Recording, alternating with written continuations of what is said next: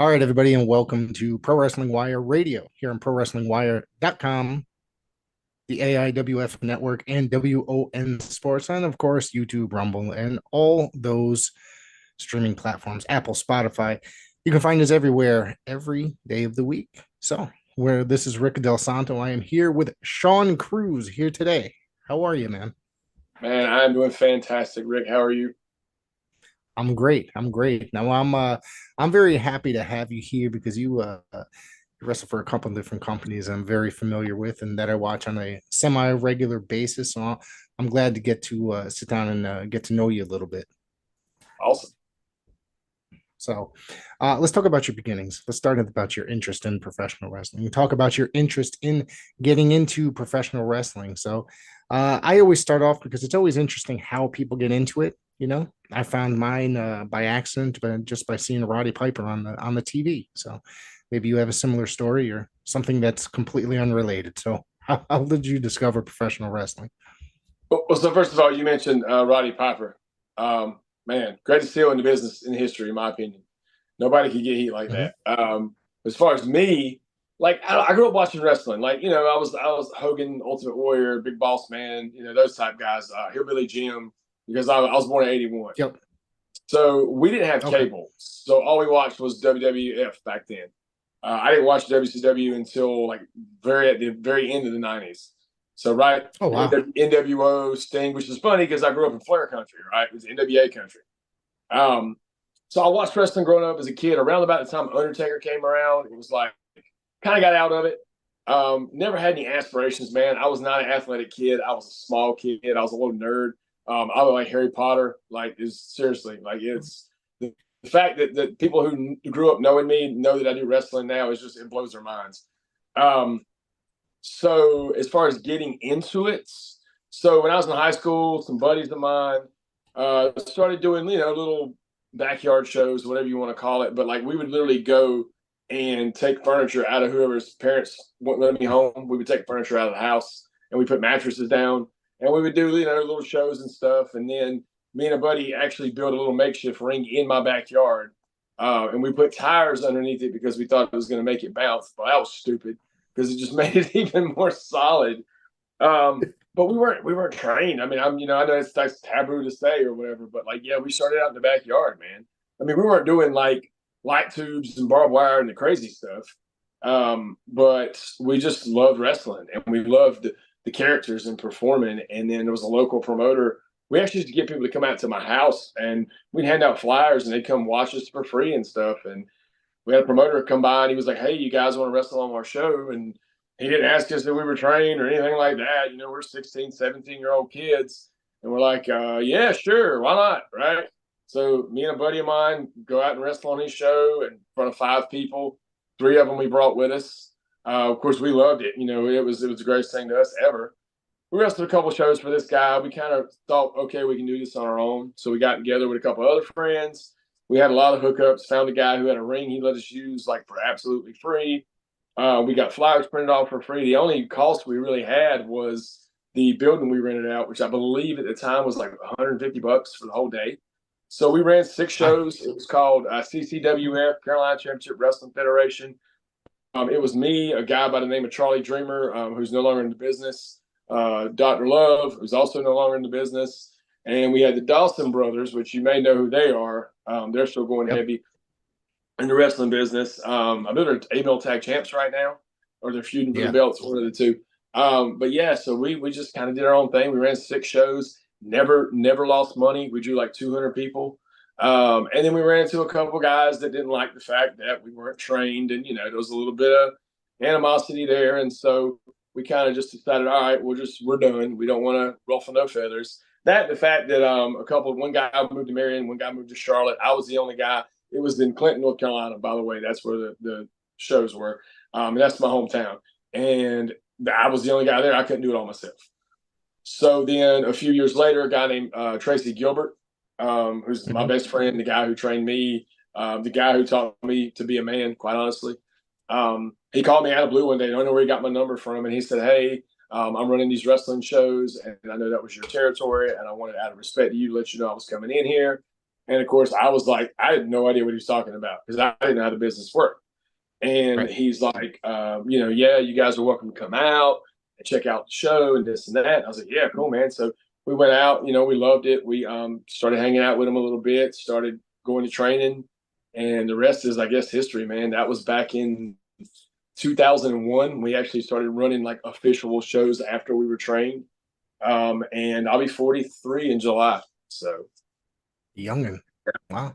So not that much, but so what was it like, getting in there, as opposed to just, backyarding it, and then here you are absolutely training legitimately. Was it anything that you expected? Was it, you know, oh, uh, did you say, holy shit, this is way harder than I expected? Any of that stuff?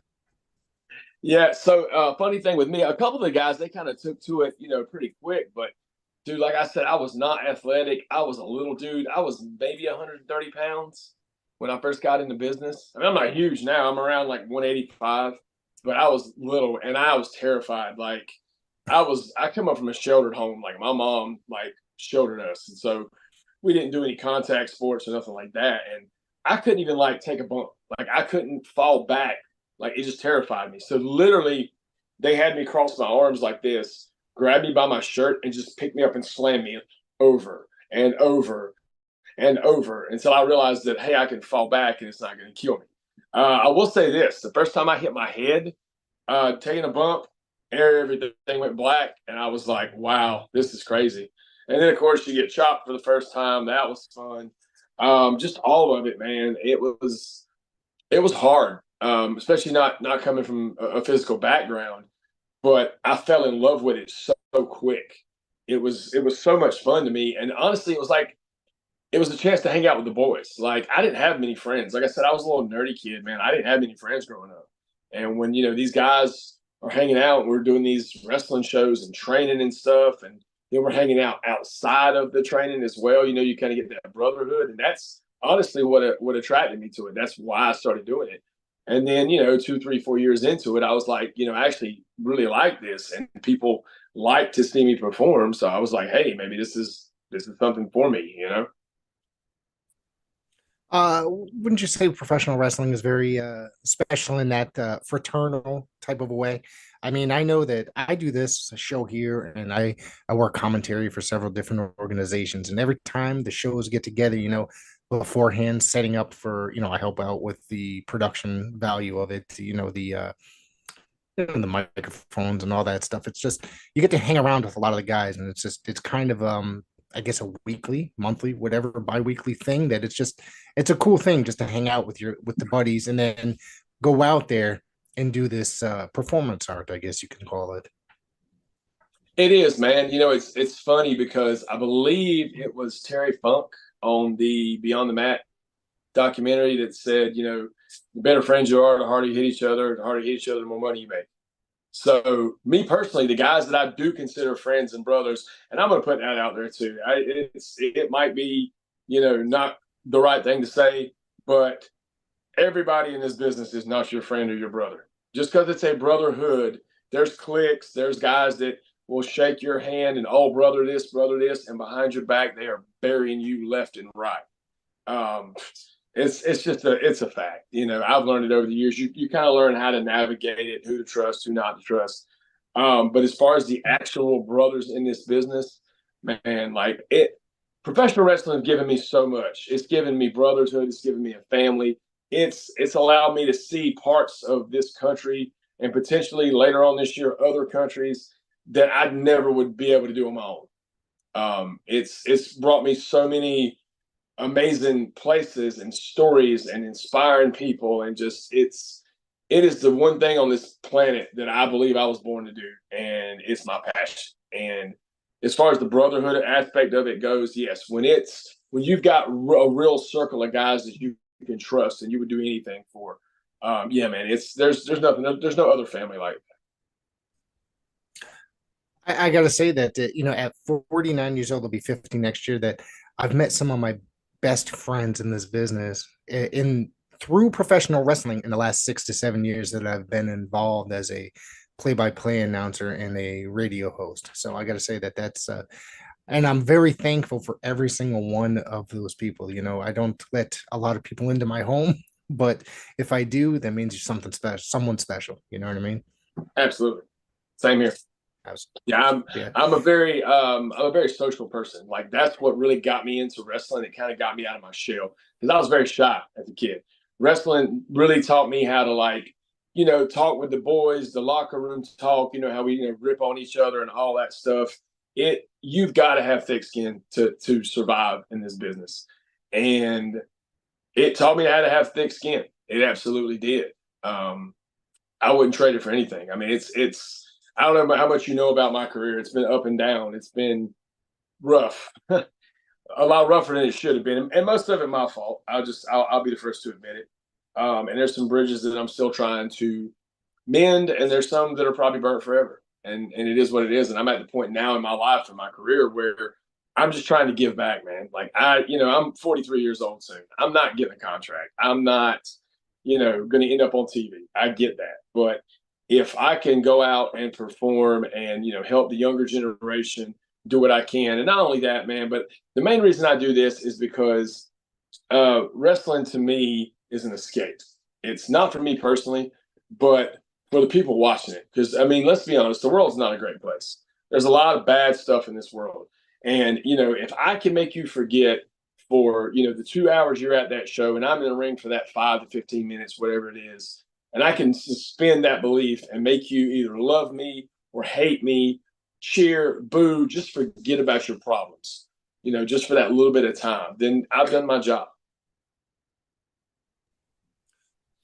Yeah, absolutely. I got to tell you that it is an escape, and I love sitting behind that a table similar to this for that 2 to 3 hours. And when I'm done, I bring my youngest child to every show with me because one of the things that I do is that I want to show him that his dad does something outside of just sitting at a desk working. I was involved in community radio and stuff like that, but you know, I'm involved in professional wrestling. I think that's a lot cooler than sitting at a desk working for a some big office every day. So I try to show him things like that, and he comes, he gets to meet the boys, and hang out, and it's a lot of fun to show him stuff like that. I think so. Professional wrestling, like I said, it's a very special, it's a bonding thing between me and my child. Oh, absolutely. And same here. I got a daughter who just turned 10. And, like I said, she grew up in the business with me. Like she goes to all the shows with us. Matter of fact, we did one at School of Morton in Chuckey, Tennessee. Shout out to School of Morton. That's my home away from home. We did a battle royal, and the winner, well, I'm sorry, it was as a scramble match. There was like 8 of us in there. And it was for the best dad. So we got a bunch of the dads that were on the roster, put them in the match for Father's Day, and the winner got a world's greatest dad like title. And so I ended up winning the match. And so we shoot it for TV. And when I was doing my interview, I was able to call her up there and basically say that she's the reason why, I'm the world's greatest dad. And it made her day, man. Like she loves it. So you mentioned School of Morton. So what's it like working at School of Morton and with Ricky? I just had, and I'm going to bring this name up a little bit later on as well. I just had Victor Andrews on the show. I know Oh, you that's guys one of had my best beef a friends in the little bit. world, man. Absolutely. Yeah.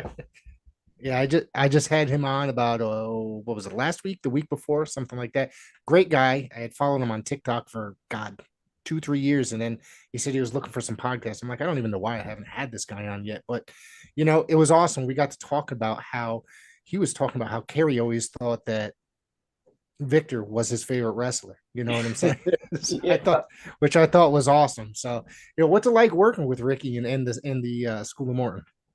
Man, well, Ricky, he's a busy guy, especially with NWA and Yes. everything now, rolling like it is, man. Them guys are just killing it. And I'm so proud of I got a lot of friends in NWA, and I'm so proud of all those guys. When Ricky's there, man, it is literally sitting under the tree of knowledge. Like I'm like a sponge. I try to absorb everything Ricky says. And I'm blessed because when I started wrestling, the guy who trained me ran his own shows. It was called ACPW. And at the time, we were the number 2 company in the whole state underneath CWF, which has produced a lot of guys like what's his name, Trevor Lee, which was Cameron Grimes, No Way Jose. Like CWF produced a lot of those guys. So to This be number was two, that was that. CWF Mid Atlantic. CWF Yes, Mid yes, Atlantic. yeah. It was So yeah, Jeff Rudd and those guys. Yeah, man, yep, they were the top. I mean, they just there's yep.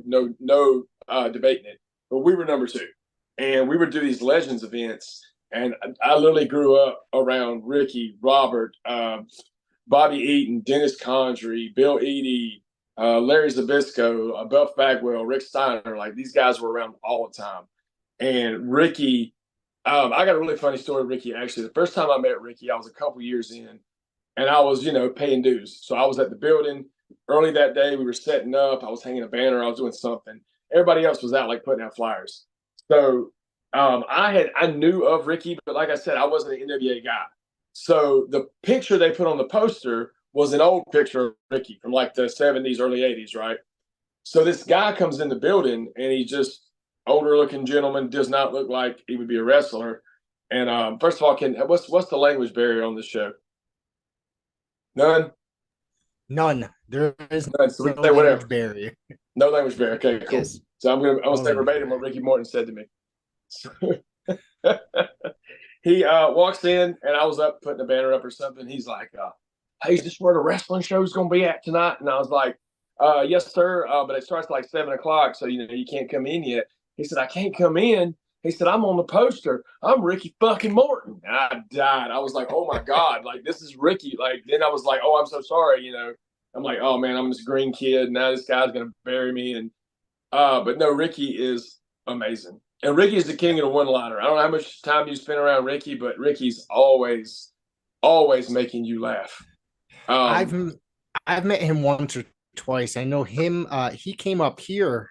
Him, Robert, and Dennis and Bobby worked a local show here in Connecticut, mind you. They randomly. Oh God, it has to be 15 years ago for the Savoldis. It was just such a random main event to have the Rock and Roll Express and the Midnight Express here in Connecticut in the main event because it's not NWA territory. That's yeah, not where they made their name. But Ricky and Robert were cool as hell. I really was trying to get around and meet Bobby and Dennis, but they didn't seem to be out there signing autographs or none of that stuff. But this guy has to be 15 years ago or so. And like I said, Ricky and Robert were cool as fuck.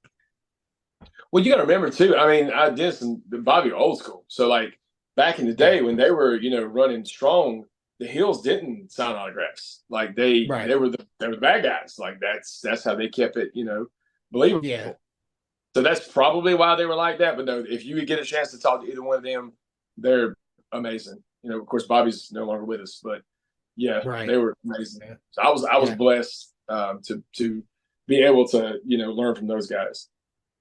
Did you ever say go back and watch a lot of their footage and stuff like that, saying that you were not necessarily an NWA guy growing up, but how important is it to you to go back and study film of guys like that? Because as a play-by-play announcer, I go literally every night.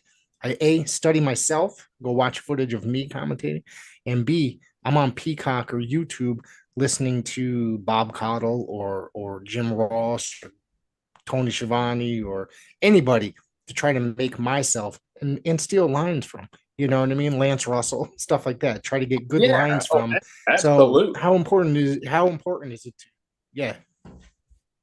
I mean, it's super important. Sorry. Honestly, I think that's what's missing from the business today with some of the younger guys is like they don't study tape. They Right. don't understand psychology. They don't know why we do what we do, where we do it. It's like, oh, we do this cool move and you get a pop. But it's like, yeah, but if you did it in the right spot and you put it in the right spot, you're going to get an even bigger pop and it's going to sustain the rest of the match. You're going to have them hooked, because those little spots, and it's great. Those guys are athletic. I'm not taking anything away from them. Like I said, I'm 43. My days of jumping out of the ring and flipping and all that are over.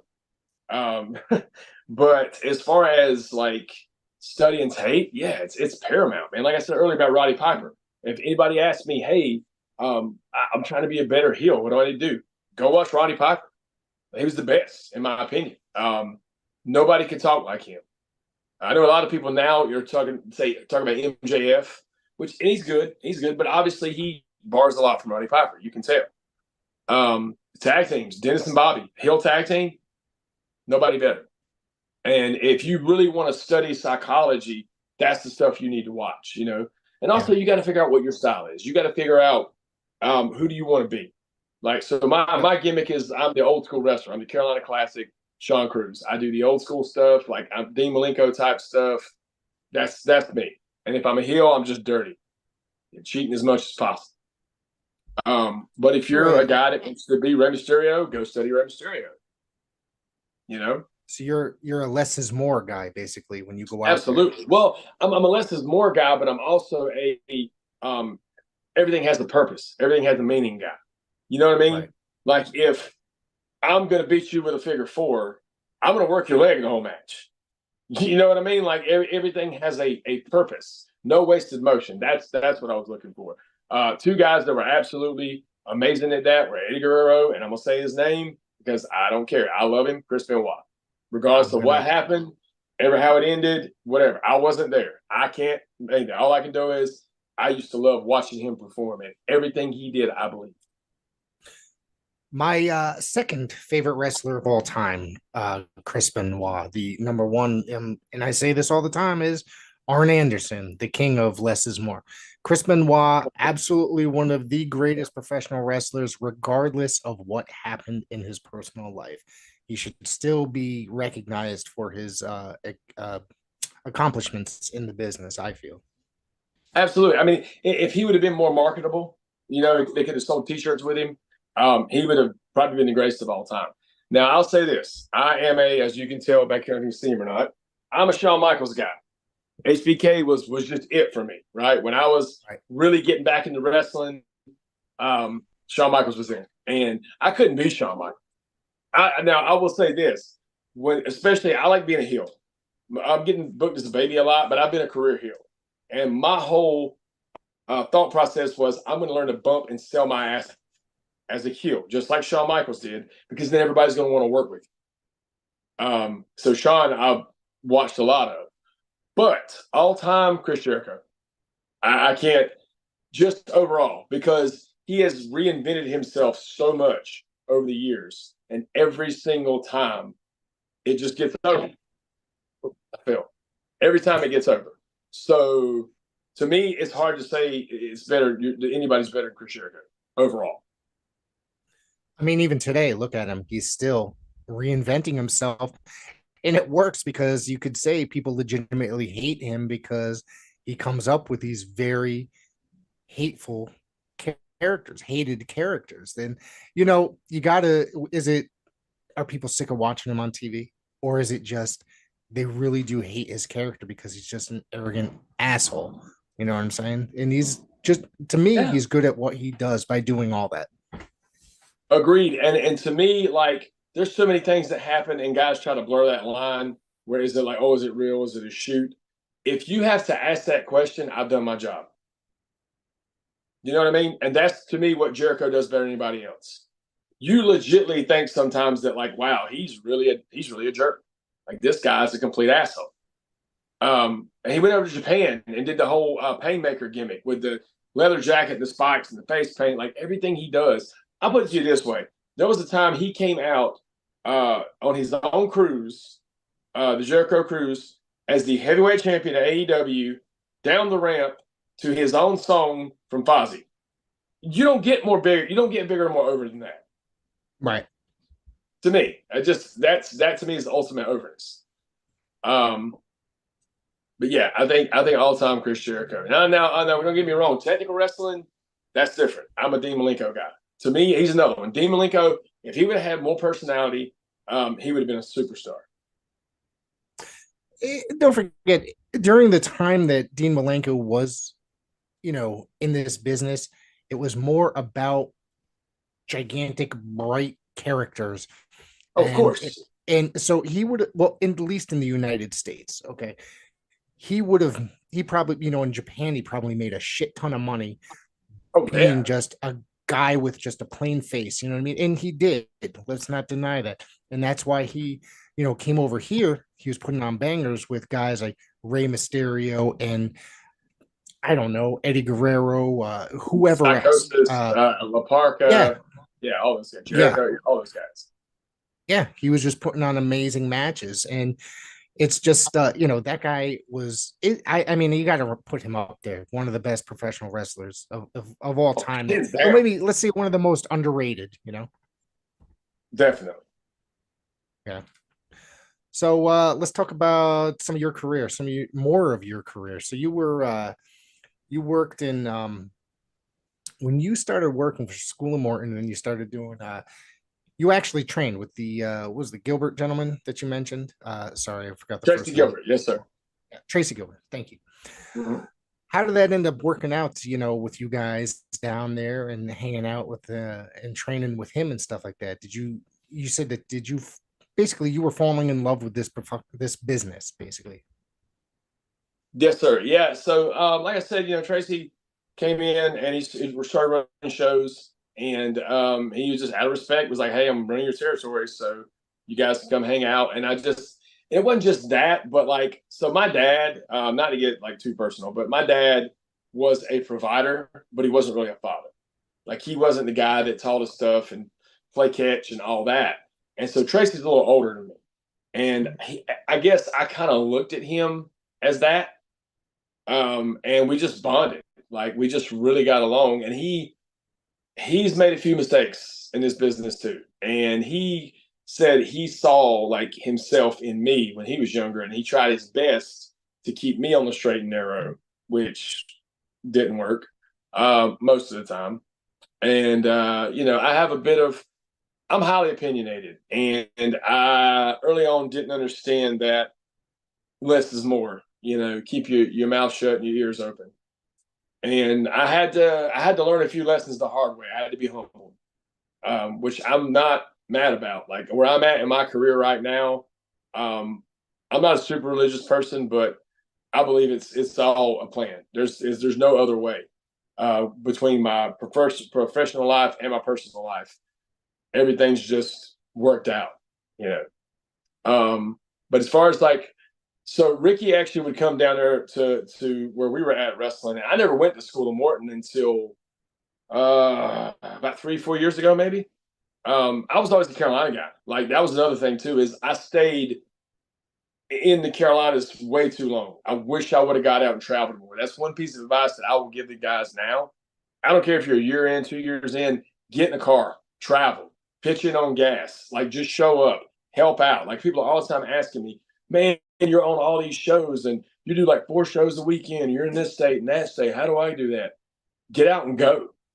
Like, show up, help out. Tell the promoter, hey, I'm here. What do you need?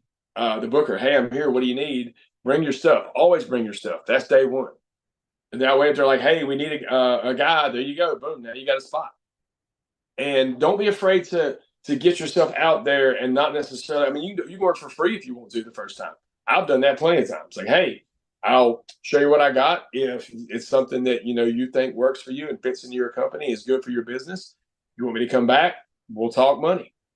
That's a real good way to get a spot. It's there's so many guys, man. Like, wrestling owes me nothing, absolutely Mhm. nothing, and owes none of us nothing.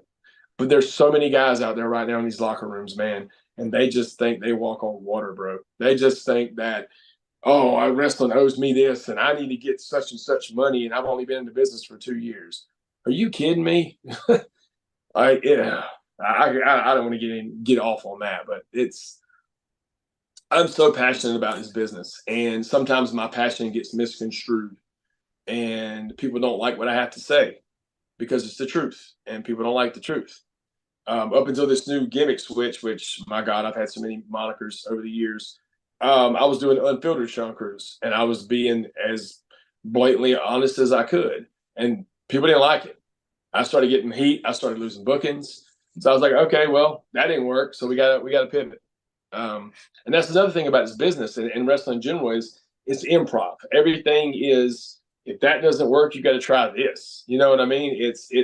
It teaches you so much about life in general, because if you can learn to think on your feet in life, and learn to budget and do all the things that you have to do to be able to be successful in this business and have just wrestling as a job, which I'm proud to say for the first time in over 20 years, I am only a professional wrestler. I do not have any other job right now. And that's huge to me.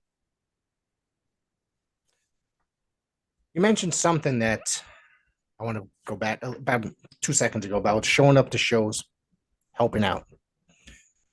How important is that to help out with the ring crew, to help out set up chairs, uh, break down the ring? Because, I'm not going to mention names on this show, but I've seen sometimes guys will come to the shows, they'll just, walk in the door and they, say they're here to help, but they don't do a damn thing. They sit in the chairs that were already set up and sit on their cell phones and play.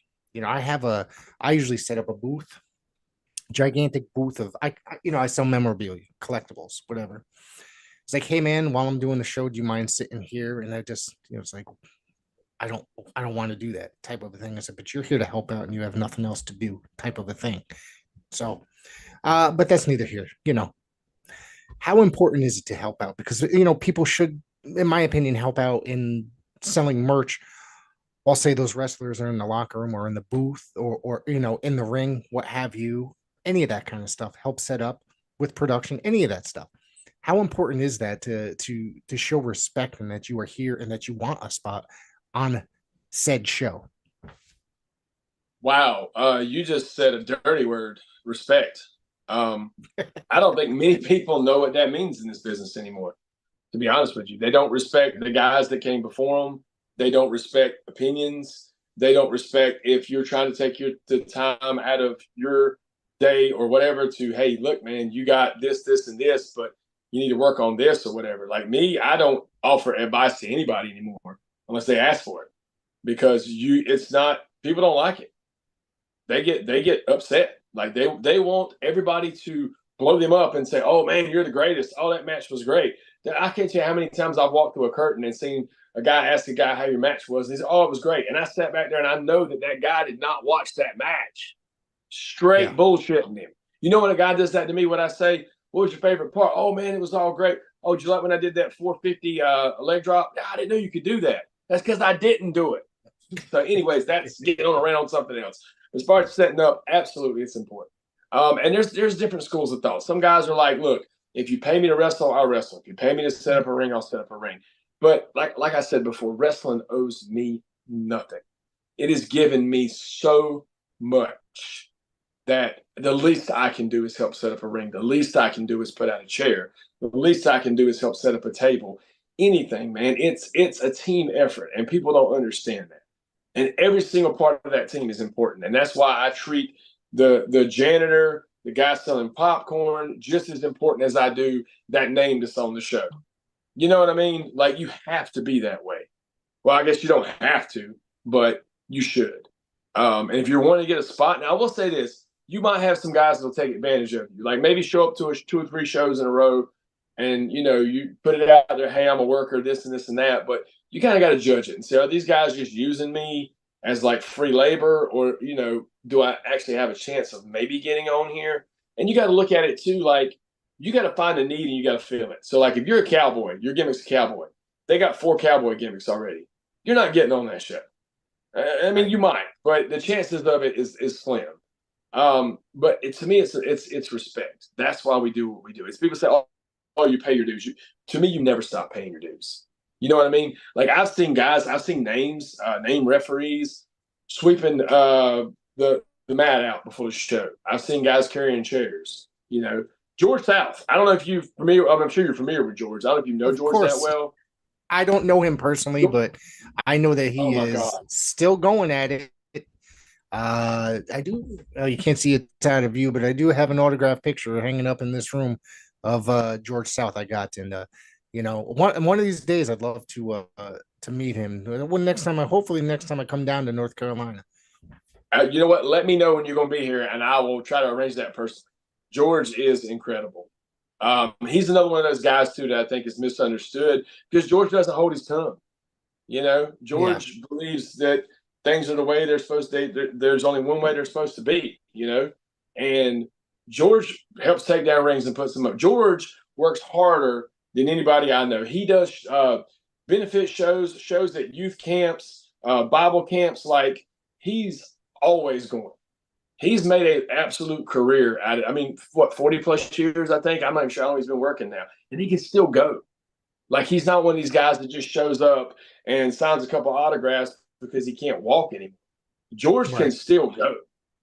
Yeah. And I think if it George, was 84 or 85. That's when he started in the business. So, roughly 40 years. Yeah. yeah, and if George can still get out there and help out with rings and chairs and all that, guess what, Greenhorn that just got into business a year ago, you can do it too. A guy that's been in the business for 10 years, you can do it too. I can't tell you how many times I've been in a main event, got done to the back, got either went out in my gear and just completely helped out with the ring or changed really quick. Also, get into a show. Most of the time, I show up now when it's hot in the summertime. I don't go full dress shirt and pants and all that. But I do believe you should dress for the job you want, not the job you have. So when I say professional, I take it professional. I dress up, but I'll get out there in my dress shirt and dress shoes and help put a ring up. I've done it plenty of times. I, It's a mentality thing, man. It's the guys that do that kind of stuff. Unless the new guys are trained by the guys that are doing that, they're just not doing it anymore. And right. the thing is nobody gets on them. Nobody holds them accountable. Like you literally see posts about guys not helping out the ring, not doing promos, not doing this, and promoters complaining and bookers complaining, but they keep booking them. That's the part that blows my mind. It's like if you got such a problem with this guy because he's not helping out, or he's not doing promos, or he's not doing what you asked him to do, he's not sharing posts, stop booking him. Maybe it'll teach him a lesson. I don't know. Let me ask you a question here that you worked some for the NWA Edge, right? So do you want to talk a little bit about working for the NWA before this is 8 years before about Billy Corgan completely Oh yeah. stole the NWA from everybody from the territory system. So as we can say, I had a great talk about the Golden Boy Greg Anthony about the NWA at that time, probably late last year. So about how Billy kind of ruined the territory system and taking the NWA. Now he's trying to rebuild the territories, but it's neither here nor there. So talking about working the NWA Edge. Well, yeah, I don't know, man. The NWA Edge, it was my friend Jeremy Williams. He ran it, and I mean, it to me when I was there, it was just an indie. Like it Yeah. wasn't. We never. I mean, we lived well. We did have the NWA heavyweight title change hands at the time. I believe it was Damian Wayne that won it. It was a three-way with him, Lance Erickson, and Chance Prophet, I believe. So that was kind of cool. Okay. But Yeah. I mean, I Yeah. didn't. You know what I mean? Like I didn't treat it as anything different. I mean, we didn't get any like special treatment from it or anything. It was just adding on, almost like AIWF. You know, the way they have their own individual little companies, AIWF Mid Groups. Atlantic, AIWF Yep. this. Yeah, it was literally what it was. I mean, it was nothing special. Like I know you said you had Victor Andrews on here recently. Victor's done a lot in this business, man. He's done Raw, this WrestleMania. I'm not that guy. Like the most I ever did was Ring of Honor. I was ringside. I was one of the guys that helped it out with the streamers a few years back when they were in like Concord or somewhere. So yeah, I don't know. I've never really gotten to that level. I've had opportunities and I've had to miss out on them because of personal things, but you know that's the past and everything happens for a reason. But as far as the NWA Edge, I mean, honestly, like I don't remember a whole lot about it.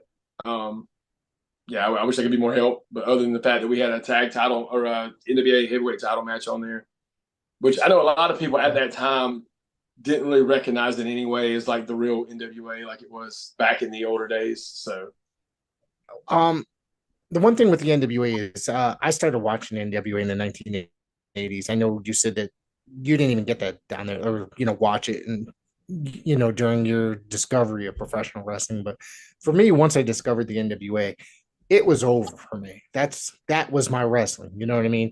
I watched everything literally that was on TV, but the NWA was my favorite. And it turned to one of those things that when it sunk in the early 90s, I continued to support whatever version of the NWA was uh, still around. Even though because it was just those three letters in the history that got me, you know what I mean? And I still, even though I don't agree with a lot that happens on that television program today, I still watch it on a and I watch it every Tuesday, right? So, I mean, I think there's some. potential there. There's a lot of potential there. There's some really good, but I think that sometimes here now, modern, there's a little bit too much goofiness that sometimes comes with it. I don't know what your opinion is. Like I said, I got a lot of friends that work for NWA, and I think it's awesome. I would love to be there. Obviously, I mean, you get that many eyes on you every week, as opposed to just doing Yep. the indie shows and having nothing like that. I will say, I know when it first started, it seemed like it was more like the old NWA with the whole studio based and the interviews and all that. But it seems like somewhere along the line that they realized that, look, we're going to have to do more to compete with what else is out there. So let Right. me ask you this question, being an NWA guy and an old school guy. Do you think you liked it so much because back then it was believed to be like a sport, like real? Or was it the characters? Like, what was it about it that really drew you in? I've always talked about this with, I had this conversation with my wife who recently, she does not watch wrestling unless I'm watching it in the room. I guess that when she was a kid, she always, and she kind of agreed, this is what I said, and she kind of agreed with me that WWF was where all the cartoons were. And to me, oh, WWF is fake. The NWA, it had the darkened arenas. Everybody had realistic sounding names that, no, it's real. They're really kicking the crap out of each other, stuff like that. So, it took me, however many years to figure out it's all in the same, but I don't know. I always thought that it was more legitimate of a professional wrestling organization, in my earlier years. Well, that's interesting because there's this belt behind me, actually. Sorry, not a belt because the belt holds your pants up. This is a championship title and should be treated as such. This is from APW in West Virginia. This is our television title. I've had it since March. What they're doing there is very throwback, old school Georgia Championship Wrestling 1983. And that's what they're trying to bring back. Now, my question to you as an old school wrestling fan is, do you think there's a possibility that that can work? Now, mind you, they have TV in like 10 to 12 markets, like legit, like public access or whatever it is, TV. Um, but do you think with the way the business has changed and evolved, that it is possible to run a solely old school promotion, especially when now everybody knows that it's not a real sport, that it's scripted? First, I want to say that I do watch the APW each and every week. I subscribe to their streaming network. Fantastic. Well, Okay. there you go. Yep. Also, their TV is on a channel based out of New York, in which two of the companies that I work for, Coliseum Pro Wrestling, Bay State Championship Wrestling, and this program is also on that channel out of New York. So I'm very familiar with it. So I haven't seen you before on their television. Really? Now, That I need to yes, talk to sir. somebody then. So my thing with that is that it has a certain market. Okay. It has a certain market, provided it continues. And because I know a lot of old school fans, I hang around with a lot of people that just like that old school style wrestling. We talk about the old school style wrestling, and they are also fans. And I try to turn them on to say, hey, you'll like this. You know what I'm saying? Yes, So sir. I think that there's definitely a certain market for old school style fans, that appreciate that particular style of professional wrestling. I'm definitely one of them. Okay. So what gets you to actually come to a wrestling event as a fan? Is it As a the fan, storyline? Is it the character? Is it the posters? Is it like what draws you it's definitely to the not the building? post. It's definitely not the posters, because if you look at any poster today, they're so overly done. You know what I'm saying? I'm just a professional wrestling fan. I'm not going to go see a show that's going to have 5 or 6 death matches on it. I'm not going to go see a show where it's just high flying. I like my traditional professional wrestling, and I do, you know, I am just a traditional fan. Sometimes it hurts me a lot in professional wrestling, in the industry, I guess you could say, because I'm not going to sit there and commentate behind an intergender match or something to that effect. So, or a hardcore match. I mean, I guess hardcore is a little bit different than like say death matches. You know what I'm Oh, saying? absolutely. So I literally just, if it's something just pulls me in, then it's got to be something. You know what I mean? It's usually like, am I familiar with these guys? I was not familiar with APW when I discovered about it. I saw that it was coming onto this television station. I saw where it was coming from. Let me check it out. Saw that they had a streaming network. I signed up immediately and I enjoyed it right off the bat. I said, this is very cool. It's very old school. I subscribe to the YouTube. They have a couple other stream, all their social medias. I went on there and liked all the social medias because it's a company that I really, really do enjoy, to be honest with you. Well, that's good to know. That's good to know because Yeah. we're doing what we can to grow it. It's just we're trying to catch the casual wrestling fan, and I think that's where we're having the issues at. Is because the old school fan we can get, but it's that casual wrestling fan we're still trying to figure out like what is going to bring that guy. You know. Yeah, I mean, we don't need to see some sort of a Doink the Clown like third, there's been, you know what I mean? Like something like that. We don't need to bring in. It's just, I think that, there up here we have a guy that, excuse me, is basically a basketball player. Okay. He dresses up in his Knicks outfit and comes out with the 70s looking haircut, and the fans go crazy. He's got a mascot.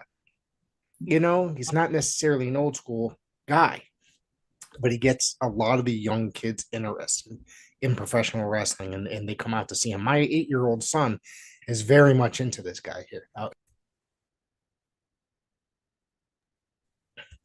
Yeah. So, there's just a lot of that kind of stuff that, you know, does there have to be, family friendly shows to me are very important. I guess you could say they don't have to go overboard with, blood and guts and just ridiculous gimmicks. It's just a good family friendly show. And APW does a lot of family friendly. I think they advertise them as being a family friendly show, don't they? Oh, yes, sir. Absolutely. Yeah, we have a group of kids out there because we do the studio the TV tapings every Thursday in Beckley, and it's a small crowd, but they're so loud and they're so into it, and those kids absolutely love it.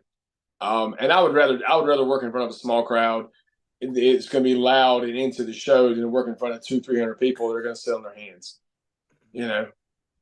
Yeah. And I think that was a thing with professional wrestling for a very long time, is that there was an era where people just weren't interested. They were going to shows. They might have been interested, but you wouldn't hear anybody. You can watch WWE TV and a lot of people just sitting on their hands. It didn't sound like anything was going on. There's probably like 8,000 people in the damn arena. Yeah, yeah, you got the people just like sitting there like this, just watching. It's crazy. Which we deal with that at indie shows sometimes too. So you have to Yeah. do creative ways to get them involved. And cell phones too, they're a huge thing now. You got your match going and your people are down just like this the whole time. It's like, why did you even come Yeah. to the show? You know Yeah. what I Well, mean? Like, I don't get it. you got to figure you won because you got there 15 or $20. You know what I Well, mean? exactly. So, Yeah, yeah. you know, I still want to entertain them. While they're there. yeah. It's actually funny. We're talking about wrestling, and what it's doing for us and all that. So this past weekend, I actually did a wedding event. There's a promotion in West Virginia called Mega Pro, Okay. and I think I want to say it was the booker maybe or the owner that was getting married. It's a guy named Matt Mullins. So he was getting married. There was a few of us on the show. Heath was there. Heath Miller used to be Heath Slater, WWE.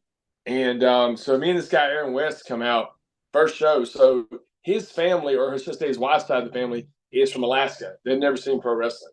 So literally, me and Aaron West were their first, taste of what pro wrestling is, and they absolutely loved it. And I even got I put a post on Facebook, and the lady put a comment on there about how much her son enjoyed it. Now he's a lifelong fan, and they just wanted to thank me for entertaining them and this and that. And that's what it's about, man. It's not about the fame, the fortune, the money, any of that. It's just I want to entertain people. I just feel like that's what I was put on this earth to do, was entertain. Yeah.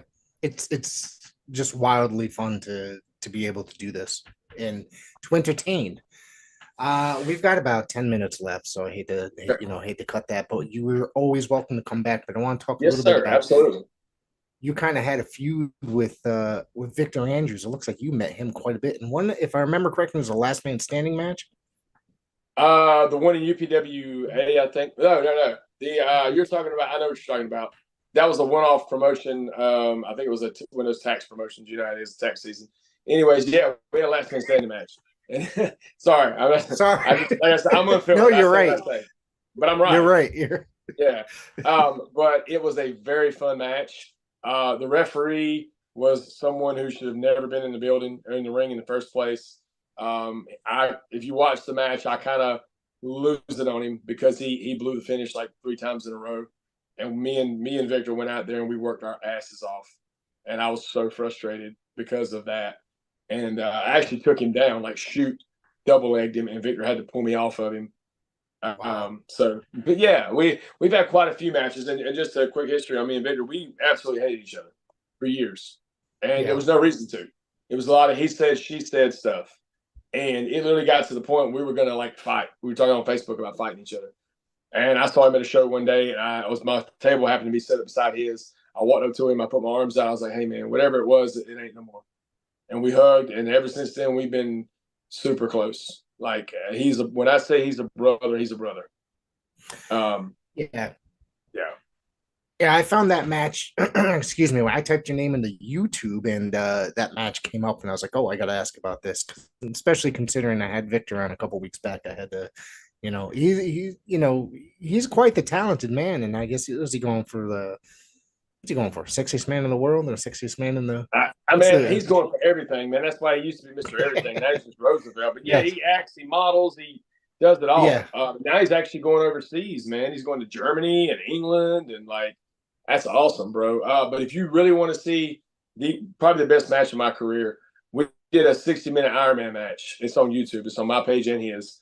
And Okay. it was in a building that was about 100 degrees. We did it like a couple months ago. No crowd, empty arena, and it was for a Jeez. streaming service. It was for streaming the Best Damn Podcast, which he's a co-host on, and we beat the piss out of each other. Like, I mean, it was a lot of personal stuff. Like I said, he's a brother, and he's been there for me. He knows what I've been through in my personal life, and the doubts and the things that I've had, and he brought something out of me that I didn't think I had in me. And if you get a chance, watch that match. It's the thing I'm the most proud of in my entire wrestling career. Wow. I'm gonna have to go watch that when we get out of here. But Yeah. let me tell you. Let's talk about anything that you got coming up. Why don't you share that with the So listeners? yeah, so right quick, the shirt I'm wearing, this is the industry. This is my new stable. It's me. It's a female wrestler named Sam Street out of Virginia. You got Maya Ferrari, who's their valet slash manager out of Tennessee, and then Sleazy Sean Carson, who trains at the School of Morton, who's also out of Tennessee. And man, we've been together for maybe a month, and we've already been starting riots at shows. People trying to jump over the rails and throwing water on. It's like I mean, like old school heat. Just last night at School of Morton, Maya had some girl grab her by the throat in the crowd, like she made her and that mad. So like we just really want to bring that to everybody's show. So like if you're watching this right now, or you watch it later, hit me up. I want to bring the industry to your show. I want to entertain your crowd. I want to put your baby faces over. I want to make everybody money. Like that's what we're here for. It's a business. Um, Outside of that, man, just riding the roads, bro. Like I just literally had 5 matches in 4 days from Thursday to Sunday. I go back on the road Thursday. I've got Thursday, Friday in West Virginia, and then potentially Saturday and Sunday in Virginia. And then every week it's like 4 or 5 shows in a row. By the end of June, I'm gonna have 80 matches in this month, this year already, Oh wow. which is insane. Yeah, at 43 Yeah. years old. Like what in the world? It's just I'm blessed beyond blessed, man. I don't know what else to say. Um, I'm just thankful for all the time I've got to spend in this business. All the people I've had a chance to talk to, work with, all the promoters, bookers, all the guys that have shared the ring with me, all the guys who hit me up on Facebook all the time and ask me for advice, send me matches. Like I'm blessed, man. I don't know what else to say. Great. That's awesome. Why don't you point everybody to your social media so that they could find you and on here all checking on the news on a regular basis? Absolutely, yeah. So Facebook, Sean Cruz. Instagram is official Sean Cruz. X, Twitter, whatever you want to call it now. What was it? I can't even remember. Don't ask me. Just I don't know. Just type in Sean Cruz on there, you'll find me. TikTok, All right. Sean Cruz. Yeah. YouTube, Sean Cruz Wrestling. I think I've got like over 100 matches on there now. I'm putting new ones up every day. Man, just follow the industry. Sean Carson, Sam Street, My Ferrari, School of Morton. Shout out to them. Shout out to APW. Man, just like I said, I'm thankful. I'm blessed. Thank you for letting me entertain you guys for over 20 years. Maybe I got 20 more years left. We'll see. So, Wow. I want to thank you for coming on and being a part of this today. And hopefully, I had a fun time. So hopefully, we can do this sometime down the road again. yes, sir, Rick. Absolutely, man. It's been my honor. Thank you. Thank you.